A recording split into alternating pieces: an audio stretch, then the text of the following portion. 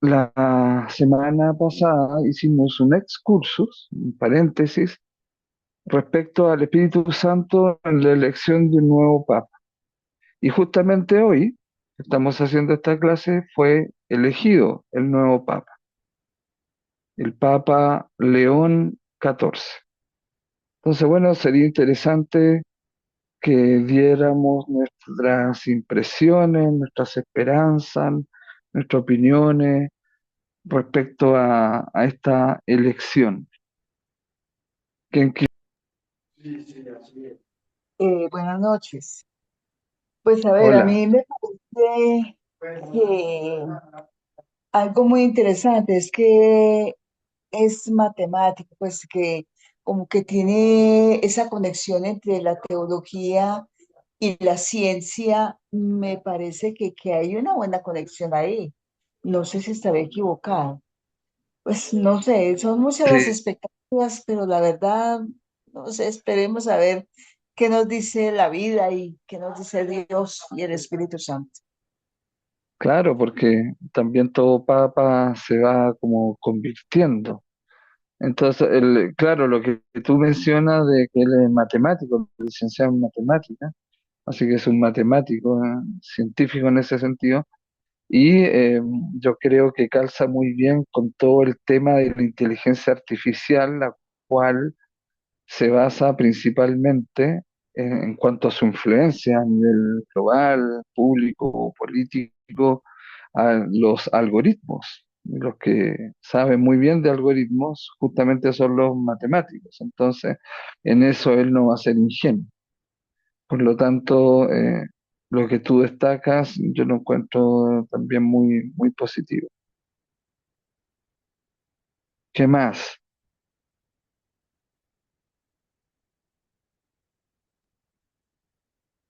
Bueno, Expectativas. sí, eh, sí, sí. no, pues expectativas, no sé, vamos a esperar a ver qué, qué nos depara, pues yo creo que, como decían nuestros viejos, en el camino se van arreglando las cargas.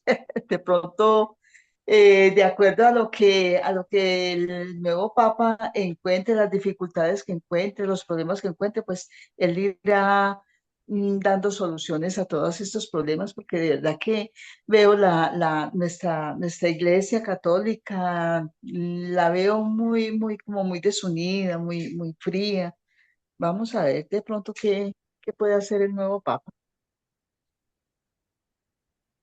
Claro, sí, muy bien. También lo que tú dices, pues él mencionó varias veces el tema de la unidad y de la paz. Entonces, claro, eso tiene que comenzar por la misma iglesia, así que por lo visto es un papa no, que no es progresista ni tampoco es conservador, sino que es moderado. Y va a ser un pontífice, un puente, principalmente dentro de la misma iglesia. Yo pienso que el Papa Francisco era un papa para el mundo y para la iglesia, en ese orden. Y este papa es un papa para la iglesia y para el mundo, en ese orden también. Entonces, bueno, y ahí lo han elegido también. Yo pienso que el Espíritu Santo actuó en esa elección porque el Espíritu Santo que la relación en persona relacionó muchas cosas que, que son importantes en este cambio de época y tiene que hacer cambios. Bueno, ya se sabe que, por ejemplo, que las mujeres opten por el diaconado, ya se sabe que no, porque él ha dicho que en una entrevista anteriores que clericalizar a la mujer sería un problema que se sumaría, no sería la solución. Entonces ahí ya se ve, ¿no es cierto?, también esa parte, digamos, no progresista, sino más bien tradicional. No por ello conservador también, sino que tradicional, más va a mantener eso, se ve que no lo va a tocar en ese sentido. Emilce, ¿y tú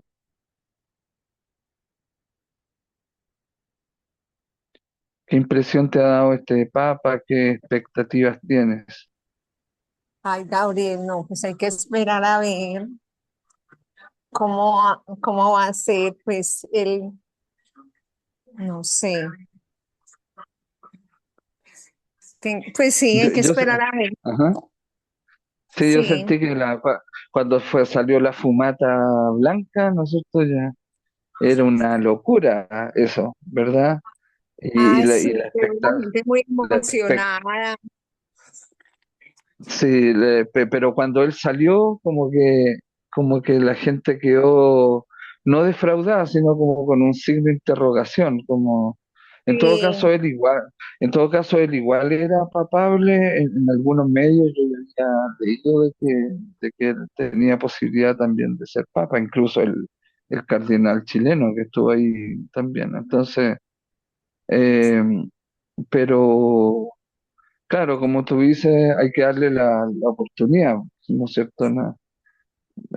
Pero uno, por la formación que ha tenido la persona, uno puede ya saber algo de cómo mira el mundo, de la mentalidad que tiene.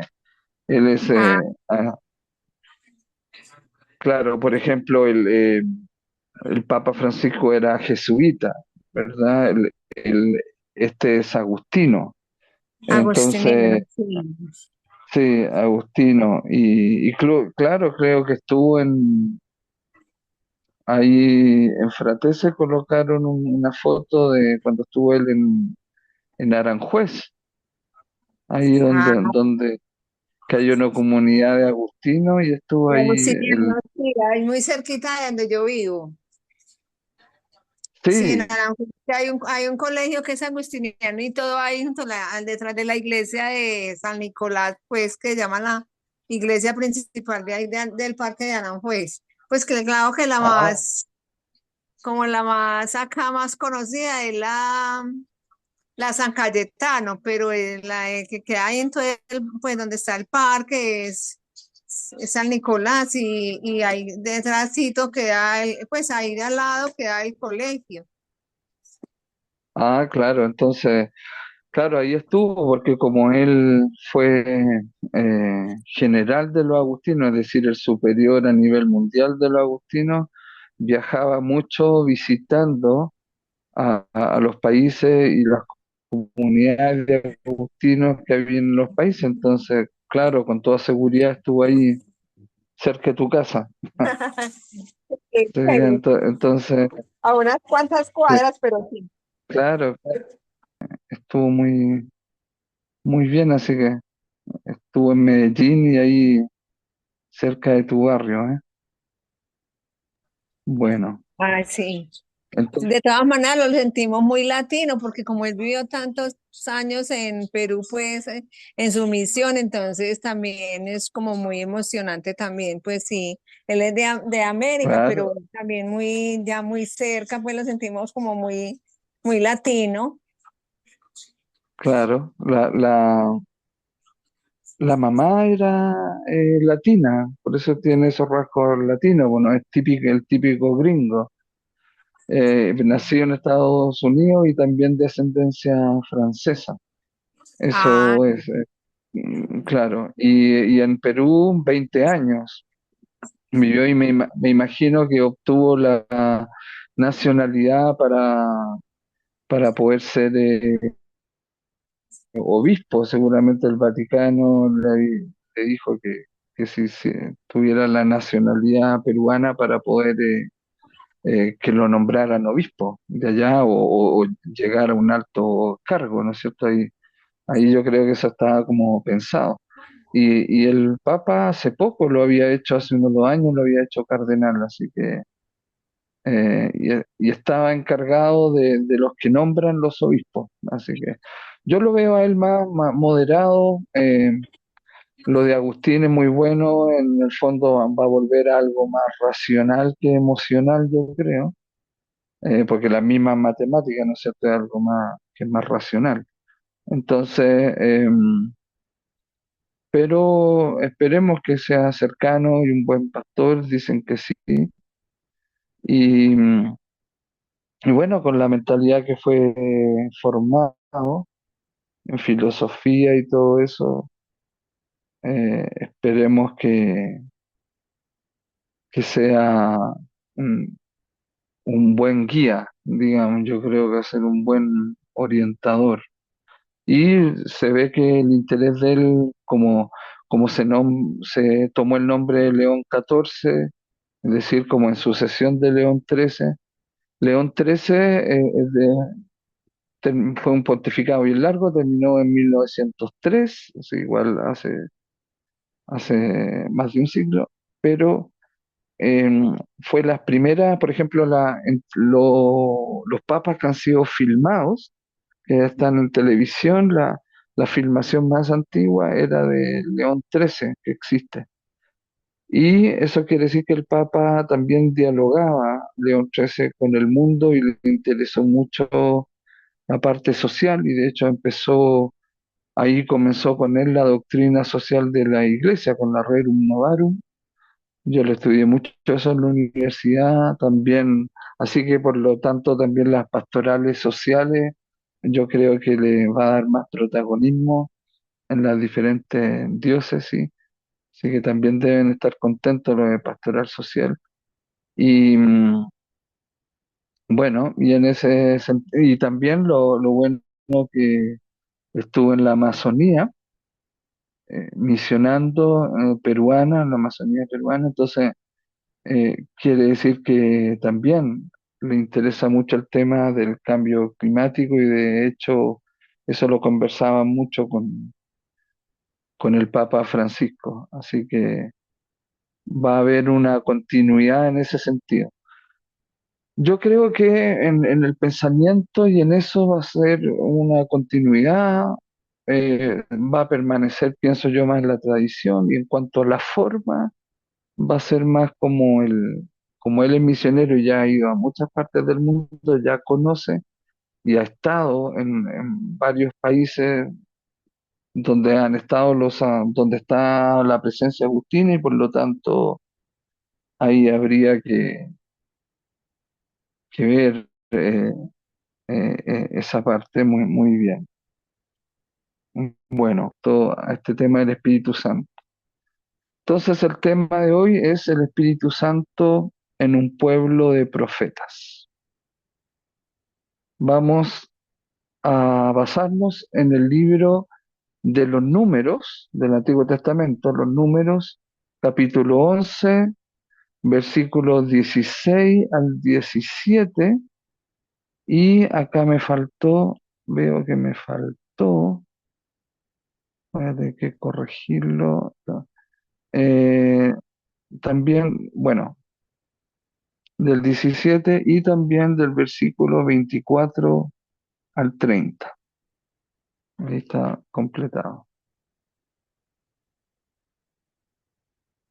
Entonces, leemos del 16 al 17 del capítulo 11 los números y después nos saltamos y leemos del 24 al 30. Veamos primero el 16 al 17.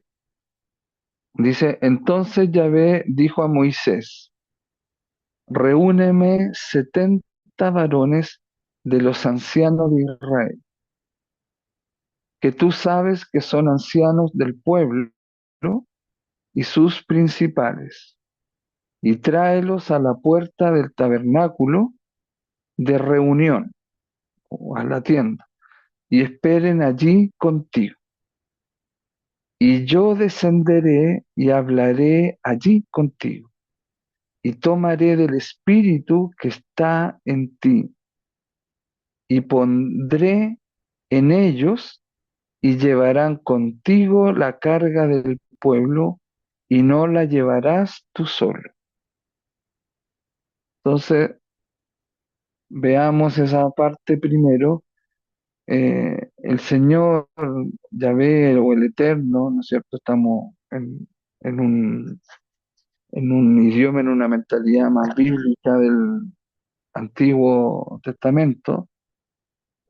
Dios le dice a Moisés que le reúna 70 varones, ancianos, es decir, sabios, personas sabias, y de las que ellos consideran o reconocen que destacan en eso, en ser líderes y en el consejo, en todo lo que implica la sabiduría. Y dice que los lleve a la puerta del tabernáculo de la reunión, que era una tienda, porque recordemos que ellos eran nómadas, entonces había un campamento y aparte había una tienda especial donde l- se guardaba el arca que son la- los mandamientos que Dios le dio a Moisés en el Sinaí. Eso está en Éxodo 3:14. Y Dios le revela su nombre. Entonces, y que esperen ahí contigo. ¿Ya? Entonces a esos 70. Y dice, y yo descenderé y hablaré allí contigo. O sea, Dios en el tabernáculo, en esa tienda. Eso que después en el templo de Jerusalén pasa a ser el Sancto Sanctorum o el Kadosh Kadeshem, que significa la parte más santa del templo. Santo, recuerden que Kadosh significa apartado, o sea, el apartado de apartados, un lugar donde podía entrar después cuando estaba el templo solamente el sumo sacerdote, ahí estaba el arca. En el caso del primer templo. Recordemos que después eso fue destruido el año 580 por los babilonios, el primer templo, y después fue reconstruido por Zorobabel. Y ese es el muro que queda, el muro de los lamentos que queda hasta el día de hoy, porque la otra parte del templo fue ocupada ya por el año 630, más o menos, por los islámicos. Y ahí está, entonces hay una mezquita de la piedra donde ellos creen que Mahoma sube a los cielos. Entonces para ellos eso es muy sagrado y como ellos ocuparon mucho tiempo la tierra de Israel, entonces quedó todo ahí, todo entremezclado. Para reconstruir el tercer templo tendrían que sacar de ahí a los islámicos y eso sería una guerra tremenda. Bueno, entonces dice eh, que ahí en el tabernáculo, en esa tienda, hablará Dios con Moisés y tomará, dice, del espíritu que está en ti. Recuerden que todos somos imagen y semejanza de Dios, entonces tenemos espíritu, que es la conciencia, voluntad, libertad, capacidad de amar y ser amado. Eso está en nosotros, pero no sabemos dónde está, pero está. Entonces por eso le llamamos espíritu.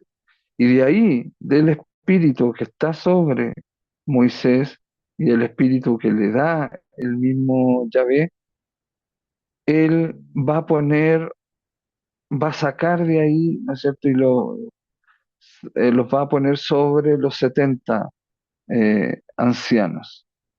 Entonces, para que Moisés no lleve solo la carga del pueblo, sino también eh, la lleve con los 70 ancianos.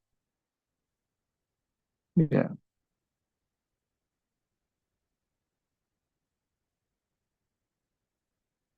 Y salió Moisés, ahora ya estamos en el versículo 24 al 30, dice, y salió Moisés y dijo al pueblo las palabras de Yahvé, y reunió a los 70 varones de los ancianos del pueblo.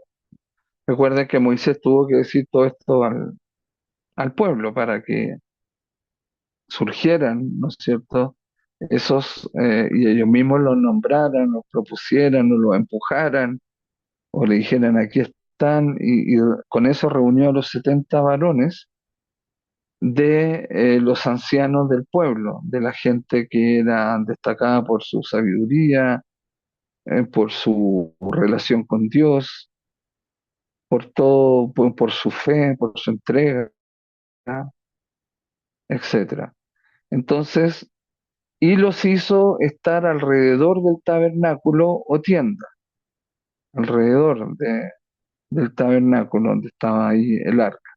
Entonces Yahvé descendió en la nube y le habló y tomó del espíritu que descansaba sobre él, estamos refiriéndonos a Moisés, para ponerlo sobre los 70 varones ancianos.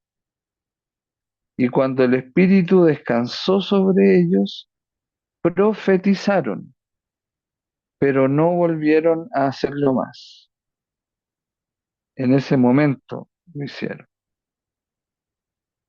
Y habían quedado en el campamento, ya donde estaba todo el resto del pueblo, habían quedado en el campamento dos varones llamados el uno Eldad y el otro Medad, ¿ya? Eldad y Medad, sobre los cuales también reposó el Espíritu. Y fíjense que ellos no estaban en la tienda, en el tabernáculo, estaban en el campamento con las demás personas del templo y sin embargo sobre ellos también, eh, ¿no es cierto? El Espíritu reposó en ellos dos, Eldad y Meldad. Entonces estaban entre los inscritos, pero no habían venido al tabernáculo. La gente siempre que está distraída o que llega atrasada, ¿no? Como ellos. Pero estaban inscritos, estaban en la lista de los 70. Es decir, lo que a Dios se le propuso, ojo con eso, por escrito, Él lo cumplió, lo consideró igual, aunque no estuvieran ahí donde deberían haber estado. Interesante eso, una petición por escrito. En la oración sinfónica que yo hago con Lina, aunque a veces Lina con tanta contingencia, varias veces no lo hacemos, pero nosotros tenemos las peticiones por escrito. En un grupo WhatsApp que hicimos entre ella y yo de la oración sinfónica, que hacemos los dos. Entonces, cuando hacemos la oración sinfónica, la colocamos en el tapiz, ahí el celular para acordarse de todas esas peticiones que están por escrito. Entonces, si yo oro, por ejemplo, por usted en algo particular, se cumplirá eso donde ustedes estén, no tiene que estar necesariamente cerca, pero tiene que estar por escrito. Entonces ellos se habían inscritos, o se habían anotado sus nombres. Ojo, ojo con eso. Pero no habían venido al tabernáculo y profetizaron en el campamento. Igual profetizaron, como profetizaron ese grupo que estaba ahí en el tabernáculo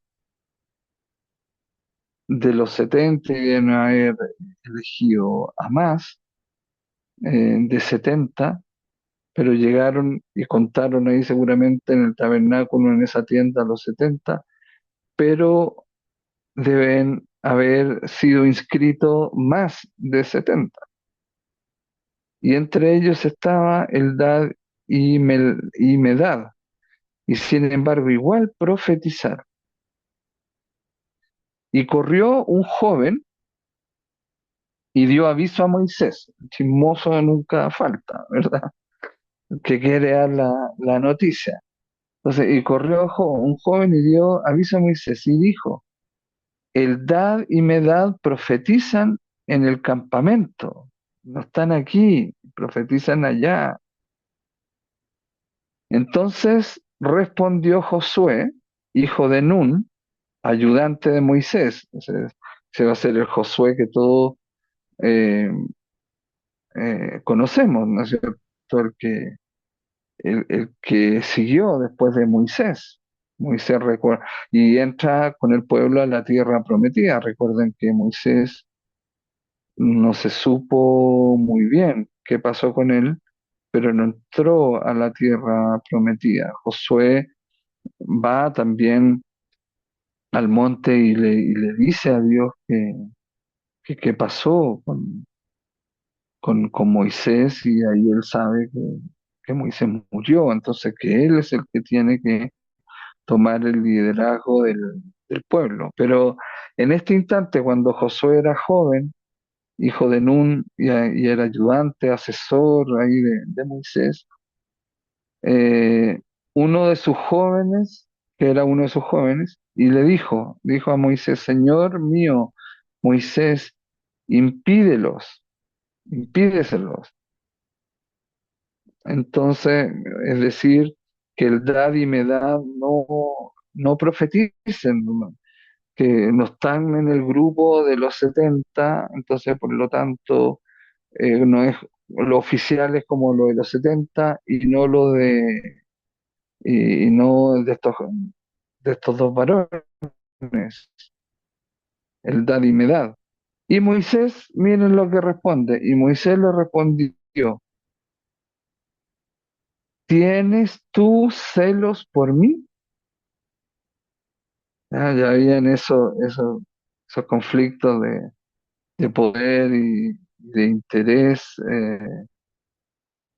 o con el chisme, ¿no es cierto? Decir, mira, no, por lo que vale para nosotros son los que profetizaron ante ti y que Dios tomó tu espíritu y los puso sobre ellos, esos son los que valen, y eso fue en el tabernáculo, en la tienda, no estos dos.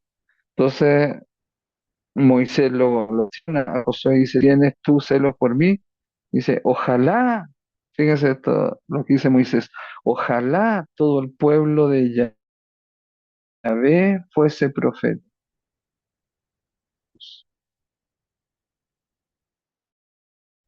Y Moisés volvió al campamento, él y los ancianos de Israel. Entonces, ojo que ahí ya se nos presenta el espíritu con esa libertad. Por lo tanto, es una persona.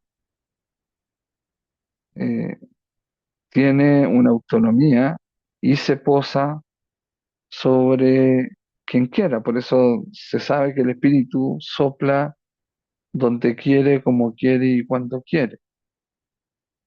Entonces ahí hay un texto donde el espíritu hace profetizar, elige los profetas y los hace profetizar. No hacer un show como lo hacen los autodenominados cristianos, que entienden la profecía como como una adivinación prácticamente. Eso no es la profecía. La profecía es anunciar a Dios y denunciar lo que vaya contra de Dios. Y eso hace que uno se enfrente contra los poderes de este mundo. Poder político, económico, religioso, revolucionario, político de derecha, izquierda, poder militar, etcétera. Y entonces el profeta tiene que tener esa convicción, esa verificación, y por eso profetiza, verifica que su espíritu ha sido bendecido por Dios de manera especial, ha sido apartado por Dios.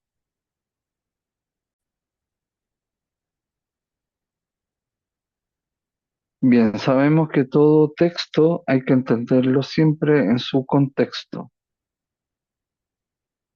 Por lo tanto, vamos a hacer el contexto respecto a esa cita del libro de los Números.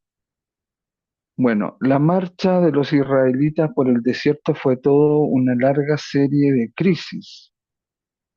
Los capítulos 11 al 17 del libro de los Números nos refieren por lo menos 7 episodios de rebeldía. El pueblo empezaba a lloriquear, a quejarse, a ser ingrato. Incluso le decían a Moisés de que se hubieran devuelto, que estaban mejor en Egipto, que tenían el grano, hasta pirámides tenían ahí, no se sabe, no sé, algo mío, no menciona ahí lo de las pirámides, también esa es una cosa extraña. Y em, lo que dice sí es que la persona o cuando se libera o un pueblo cuando se libera, después no acepta las consecuencias, sino que quiere volver a tener las regalías y los privilegios de aquello que se liberó. Entonces, en ese sentido, para nosotros es una enseñanza porque muchas veces nosotros queremos liberarnos de tal persona, tal situación, tal ambiente tóxico y después andamos extrañando eso porque en ese mismo ambiente teníamos tal seguridad, tal privilegio, tal confort y sin embargo no asumimos las consecuencias de la liberación. Es que toda liberación evidentemente es un cambio. Todo cambio produce crisis. Toda crisis pasa por un acrisolamiento, que son las etapas donde se purifica el oro. Y por lo tanto, ahí viene una estabilidad, una plenitud, una claridad, una organización. En el caso de Israel, antes de eso eran errantes, eran errantes y por ser errantes habían muchos sufrimientos, muchas contingencias donde el pueblo le reclamaba a Moisés. Entran en crisis, entran en rebeldía. Por eso que esos capítulos, que son 6 capítulos del libro de los Números, justamente lo que relatan es esa rebeldía. Entonces, en el capítulo 11 se mezclan varios temas.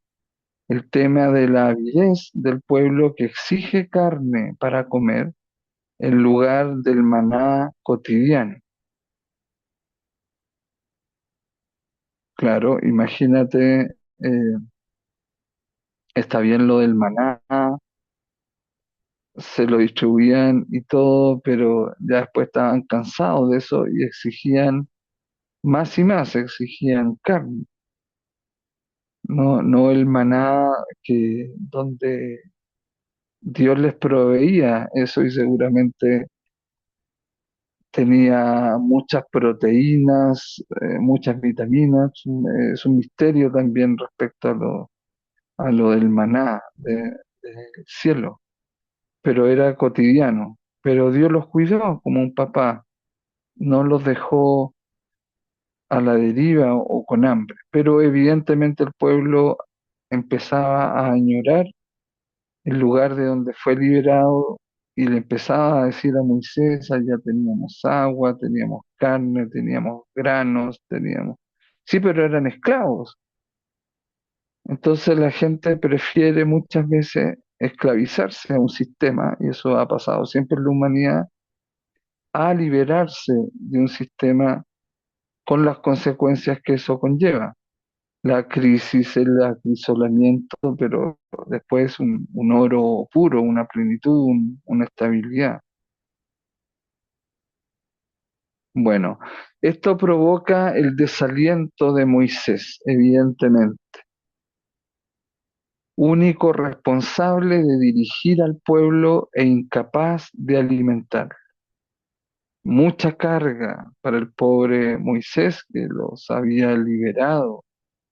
Se le olvidó que abrió las aguas del Mar Rojo con esa vara que Dios le dio ese poder, que sacó agua de las rocas, que el maná del cielo se le olvidó todo eso. Es decir, el estómago fue más fuerte para decirle a Moisés, mire, así todo fantástico, no nos cabe duda, lo hemos verificado, qué cosa más portentosa, milagrosa, pero preferimos estar donde estábamos esclavos. Qué desaliento, qué frustración para Moisés. el Señor le respondió primero que escogiera, ante eso, 70 colaboradores y luego le anunció que tendrían carne hasta hartarse. Quieren carne, van a tener carne hasta hartarse. Todos los asados que quieran. Pero saquémosle esa carga a Moisés, no lo dejemos solo con esa carga. Dios fue comprensivo, es un padre, es comprensivo. Y primero el papá sabe lo que hace y cómo lo hace, el método que utiliza, y por lo tanto 70 colaboradores había que elegir entre el pueblo para que ayudaran a Moisés. Y después venía lo otro, el cumplimiento de lo que el pueblo quería. El pueblo pudo saciarse de codornices hasta quedar harto. ¿Ya? Pobres codornices, ahí sí las atraparon los huevos de codornices, las mismas codornices, y comieron ahí pollito. Bueno, se oponen entre sí estos dones. El espíritu que se les da a los 70 ancianos será para la vida del pueblo. El don de la carne, por el contrario, lo llevará a la muerte. Los exégetas suelen atribuir a la tradición eloísta los textos relativos al don del espíritu. La tradición eloísta, recordemos que en la Biblia hay tradiciones. Esas tradiciones tienen que ver con el modo de relacionarse con Dios, de tratar a Dios. Los yavistas tratan a Dios como el innombrable, Yahvé, el, el, el nombre, digamos, en tercera persona singular que Dios reveló en el Sinaí a Moisés. Ego sum qui sum. En latín, yo soy el que soy en castellano, pero en realidad el original dice Eyeh Hasher Eyeh, que significa yo estaré con ustedes, como el que soy estaré. Y el eloísta es el que trata a Dios como Elohim. Y Elohim significa dioses, está en plural. Y eso después, con el conocimiento de la Trinidad, se entendió que estaba en plural justamente porque estaba referido, aunque sea en el Antiguo Testamento, de manera implícita a la Trinidad.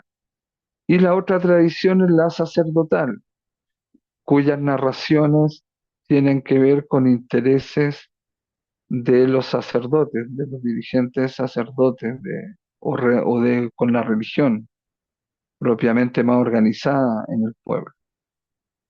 Entonces, los exegetas, que son los expertos en el análisis bíblico, suelen atribuir a la tradición eloísta los textos relativos al don del Espíritu, gracias a varios elementos característicos de esta tradición, cuáles son la tienda fuera del campamento, la nube y Josué. Y ahí el texto también de Éxodo 33, 7 al 11 también es eloísta. Entonces esos son los signos, los elementos propios de la tradición eloísta y no yavista. ¿Eso qué quiere decir? Que les interesa que haya una organización en el pueblo y que es dirigida por Dios. Entonces, en resumidas cuentas, los 70 ancianos son colaboradores de Moisés y después de eso se cumplió el deseo del pueblo de comer carne y comieron carne de ave, en este caso de codorniz, hasta saciarse. En estos tiempos a lo mejor le hubieran dado varios pollos, ¿verdad? Y pollito asado y todo eso. Bueno, ese es el contexto del texto de los números. Continuemos.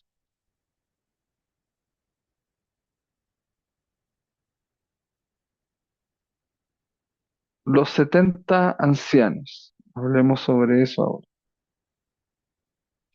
Las directrices que da Dios, los capítulos 16, 17, son ejecutadas fielmente por Moisés en capítulos 24 al 25 del libro de los Números. Pero de esta operación se sigue un resultado inesperado, como suele ocurrir cuando el espíritu está en juego. Los ancianos se ponen a profetizar. En este contexto se trata ciertamente de una actividad extática análoga a la de los hijos de los profetas. Extática tiene que decir más como de éxtasis. ¿Ya? Entran en una atmósfera particular donde lo que ellos ven es real para ellos, no para todos los que están alrededor, pero sí para ellos, y lo más real posible, en olor, en, en tacto, ¿verdad? En visión, y por eso lo que ellos ven lo dicen, y eso sería la profecía, que tiene que ver con un trance, un éxtasis, palabras misteriosas o incomprensibles que se van revelando y verificando en el tiempo, no de inmediato. No podemos pensar en lo que le ocurrió a Saúl cuando se encontró con algunos grupos de estos profetas. Primera de Samuel 10, del 5 al 12, y capítulo 19 de Samuel, 23 al 24.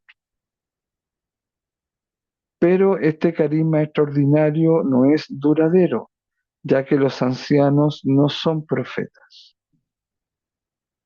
Entonces esos ancianos profetizaron en ese momento, dice el texto, y después no lo volvieron a hacer. De alguna manera es como una especie de Pentecostés, un pre-Pentecostés, por así decirlo, lo que ocurre en los ancianos. Y que Dios toma del espíritu que está sobre Moisés, lo comparte o de ahí mismo lo extiende hacia sus colaboradores, que son estos 70 ancianos. Entonces le ocurre a ellos lo que le ocurre al profeta, ese éxtasis, ese trance, esa visión real, pero para ellos más que nada, no para los otros, y que dicen esas cosas incomprensibles para los que los escuchan ahí, pero profetizaron en ese momento los ancianos como una especie de verificación de que efectivamente estaba el espíritu de Moisés extendido y compartido hacia ellos, porque ellos iban a ser sus colaboradores. Pero después no volvieron a profetizar.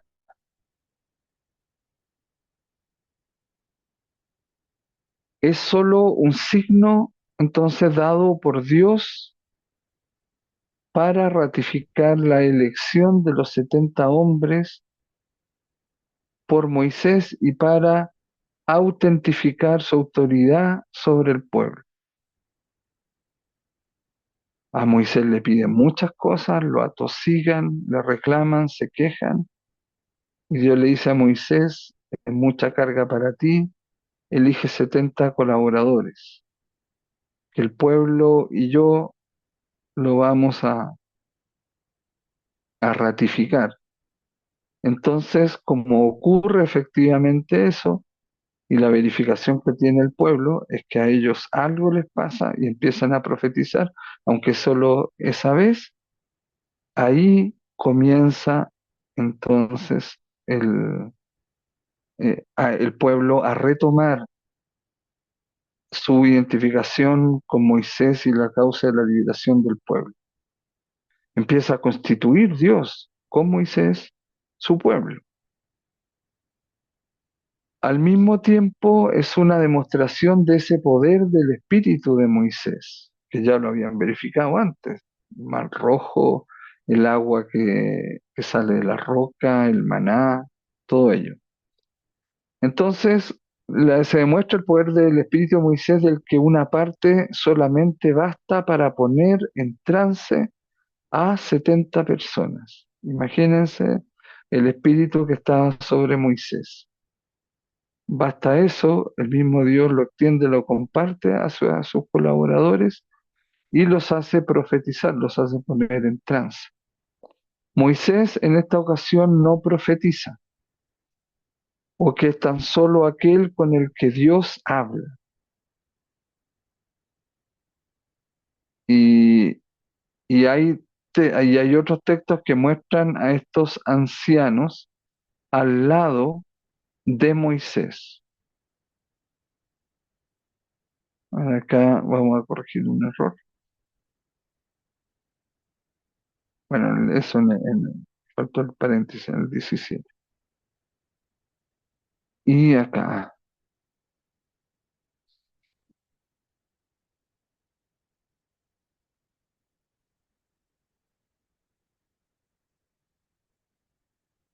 Entonces hay otros textos que muestran a estos ancianos al lado de Moisés. En Éxodo 17, 5, 18, 12, número 16, 25 y sobre todo en Éxodo 24.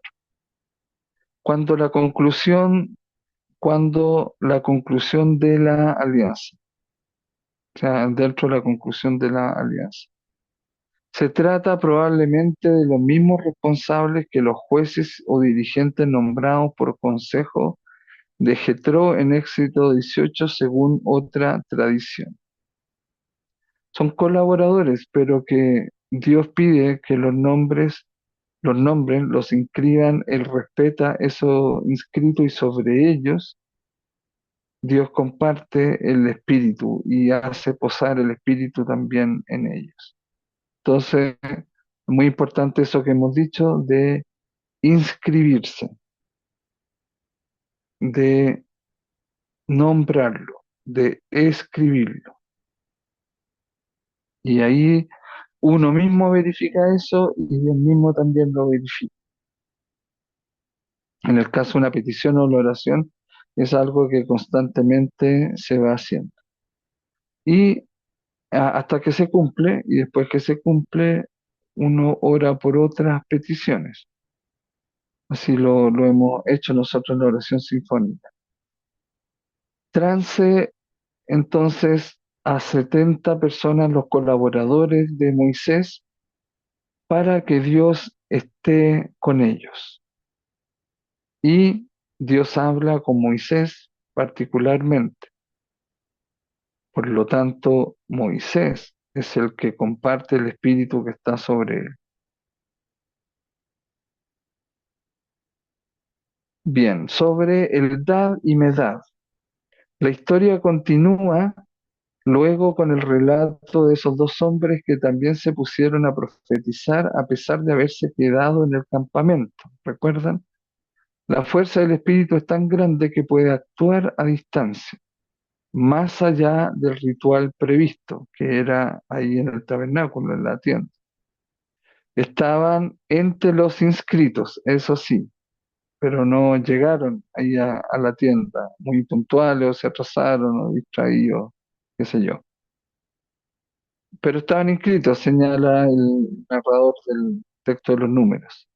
Es que los 70 del versículo 24 eran solo 68, porque faltan de esos dos, uno puede pensar eso, o bien este episodio se añadió al precedente para elevar el número de ancianos a 70, o podemos decir que también ya estaban los 70 y con esos dos eran 72. En fin, en todo caso el Espíritu se les dio a todos los elegidos por Moisés. Esto provoca la reacción de Josué y la decisión final de Moisés con que concluye el conjunto, en vez de recelar de la extensión de este privilegio profético que no estaban ahí dentro del ritual, sino que traspasó esos esquemas difícil de controlar. Moisés anhela su difusión sobre todo el pueblo. Ojalá, dice Moisés, a todo el pueblo diera el Señor su espíritu, su espíritu. Pero es interesante esa parte donde efectivamente uno dice el, que, que no hay un recelo de Moisés, sino que se extienda a todo el pueblo.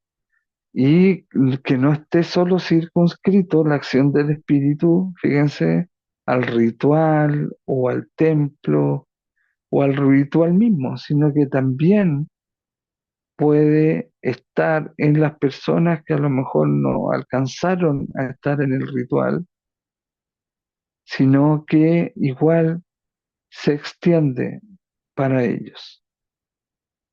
Hay en ellos esa posibilidad.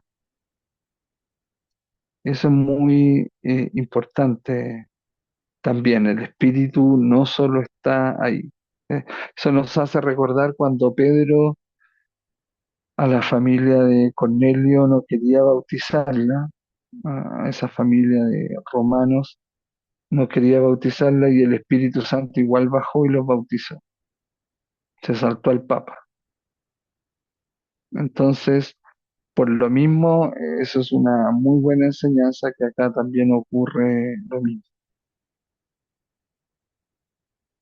Aquí el texto tiene una novedad, es el Señor el que da su espíritu en vez de repartir entre los demás el de Moisés.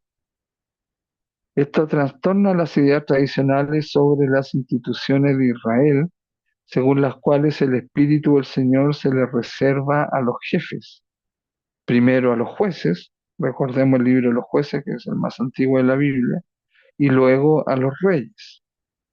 No se tratará de una teología distinta, más reciente, porque esta perspectiva del don del Espíritu del Señor a todo el pueblo no aparecerá hasta Ezequiel y sobre todo con Joel. Pero el texto desborda la perspectiva de solos los responsables y piensa más bien en el carisma profético para todos, con el sentido con que Isaías anunciará la difusión del conocimiento del Señor y Jeremías la nueva alianza. Todos me conocerán, desde el más pequeño hasta el más grande. Entonces no hay aquí un clericalismo, alguien con un poder sagrado, sino que importa aquellos que Dios ha elegido, independiente que sean parte de los jefes, de los reyes, de los jueces, de los líderes, sino que puede ser también persona del pueblo. Entonces, este es un texto muy interesante para el espíritu en los laicos, no solo en una jerarquía, sino que también el, el mismo espíritu lo hace por sí mismo para otros y con su propio espíritu, no tomando solo el de Moisés, que fue extendido a esos 70 que estaban ahí en el ritual, en el tabernáculo, sino que el espíritu va a otros que no llegaron ahí, pero estaban inscritos, es decir, respetó la consideración que el pueblo tenía de ellos y se posó sobre ellos y los hizo profetizar. Eso fue lo que ocurrió. Entonces el Espíritu Santo se salta el ritual, se salta el templo, se salta el clérigo, se salta al líder o al jefe religioso, líder religioso, para posarse también sobre aquellos que el Espíritu considera o hay otros que consideran, porque a lo mejor en una elección no están los que deberían haber estado en ese ritual, pero el espíritu igual se posa en otros, en laicos se podría decir, o en personas que están ajenas a esa responsabilidad del liderazgo. Muy interesante este texto. Bueno, Moisés profeta. El capítulo siguiente, número 12, porque esto hemos analizado el 11, pero el capítulo siguiente, el 12, vuelve sobre el mismo tema con ocasión de las críticas de María y de Aarón contra Moisés. Aarón, recordemos, es la estirpe sacerdotal. De hecho, la mamá de Juan Bautista era directa descendiente de esa estirpe, Isabel, que queda situado con toda claridad más allá de los profetas habituales que reciben sueños y visiones. Respecto a mi siervo Moisés, un hombre de confianza para toda mi casa, yo le hablo de viva voz, de boca a boca, y no en un lenguaje oculto. Él ve la forma del Señor. Fíjense, claro, Moisés habla con Dios, imagínense, extraordinario. No ve su rostro, no le muestra su rostro, hay una zarza ardiente, está el arca, está esa energía, está la nube, cara a cara no, porque si no, el mismo Dios le dijo que si no, no podría seguir vivo. Entonces, el único texto que puede compararse con Números 11 es la transmisión del espíritu de Elías a Eliseo, en 2 de Reyes 2:115. También sobre Eliseo se posa el espíritu de su maestro, heredando, que su maestro Elías, ¿verdad? Heredando de este modo su autoridad sobre los demás profetas. Entonces Moisés y Elías son las dos grandes figuras de las tradiciones del norte, los dos hombres de Dios por los que se le ofrece a Israel la salvación. Moisés, según Deuteronomio 18:18, enuncia la venida de un profeta semejante a él, que tendrá en sus labios las palabras mismas de Dios, que es Elías. Incluso Elías fue arrebatado. Y a Elías lo sucede Eliseo. Bueno, en cuanto a la tradición, con esto terminamos. La tradición judía leyó en Números 11 la institución de los ancianos del pueblo, la futura gran asamblea, sinagoga de Esdras y más tarde el Sanedrín, con sus 70 miembros en torno al sumo sacerdote. Entonces esos colaboradores, como Aarón o Moisés o Elías después, y después ya constituido el templo, al sumo sacerdote se forma ahí el Sanedrín, que son esos 70 miembros, ancianos en el momento de las tribus de Israel, esos sabios. Después ya se va clericalizando el asunto, religiosizando, y por lo tanto una ideología más templaria o del templo. Pero recordemos que el espíritu va más allá también, a otros profetas, a otros varones también les da ese espíritu y profetizan. Bueno, y de hecho los 70 dice el texto ahí, profetizaron en ese momento y después no. ¿Cómo manifestar mejor la continuidad viva de la tradición oral desde Moisés hasta la Mishnah? La Mishnah, que es todo, ¿no es cierto?, en el Antiguo Testamento, la espera del Mesías, del Mesías, pero la Mishnah también son las directrices que están en la Torá, en el Targum, que son las interpretaciones de, que se hace bíblicamente de los textos en hebreo. En cuanto a la tradición cristiana, desde la tradición apostólica de Hipólito en el siglo 111, se cita este texto para basar la existencia de un colegio de presbíteros o ancianos alrededor del obispo. Tú añadiste a Moisés unos ancianos, y les llenaste de tu espíritu, que habías concedido a tu siervo. Bueno, actualmente algunas iglesias y también en los siglos la Iglesia Católica ha querido eh, emular todos esto de los 70 ancianos y tiene también un consejo. Por lo mismo también ahora la sinodalidad de la iglesia también tiende a eso, a esos consejos, no al líder solo, sino que la decisión se hagan en sínodo. Para no necesariamente hay que hacer un concilio ecuménico nuevamente, universal, sino que se puede hacer local y por lo tanto de manera sinodal, que es lo que el Papa también hoy día, el nuevo Papa mencionó y destacó del Papa Francisco, esa perspectiva, ese modo de obrar, de reunirse, de decidir. Notemos por otra parte que la Vulgata, recordemos la primera traducción de la Biblia, que fue en latín por San Jerónimo, la Vulgata siguiendo un Targum traduce así el versículo 25: se pusieron a profetizar y no cesaron. Se afirma entonces la permanencia del don del Espíritu, anticipando así la fiesta de Pentecostés. Claro, ahí hay un cambio en la traducción, porque si nos fijamos en el original decía que no profetizaron más, que fue solo esa vez. En la Vulgata la traducción varía y dice que no cesaron de profetizar.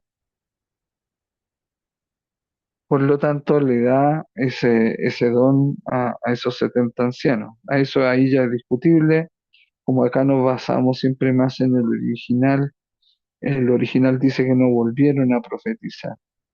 En la Vulgata, estamos hablando del 380 después de Cristo, seguramente no lo coloca porque la Vulgata fue la petición del emperador Teodosio, porque Constantino no, porque ya había muerto el 337 y estamos hablando del 380. Teodosio, que proclama o define, mejor dicho, al cristianismo como la religión oficial del Imperio Romano, quiere algo para el vulgo, que ellos creían que todos hablaban latín, o querían imponer el latín. Entonces, en cuanto a lo común, a lo vulgar, hace la vulgata. Entonces, hagamos la Biblia en el idioma común del pueblo del Imperio Romano, que es el latín. Y esa fue la vulgata. Y ahí hicieron esa variación, evidentemente, también para que al leer la Biblia, el lector piense en que también los que dirigen la iglesia en el imperio son gente que se ha posado el espíritu en ellos. Por eso es bien importante el tema de las traducciones, cuál es la que se está usando. Y esa traducción ha continuado hasta ahora, incluso también en la Biblia cristiana, en la Reina Valera, en las protestantes, en las católicas más populares también. ¿Por qué? Porque están basados en la traducción de la Vulgata, desde ahí parten sus traducciones. Pero en exégesis y en otros textos, también estudios, los exégetas dicen que el versículo 25 del capítulo 11 de los Números, lo que dice en realidad es que profetizaron solo hasta ahí, no volvieron a hacerlo. Pero la Vulgata, el 380, o sea, después de Cristo, dice que permaneció eso en ellos. Claro, para la conveniencia de que se relacionara con el futuro Pentecostés en el cristianismo. Bien, hasta acá la clase.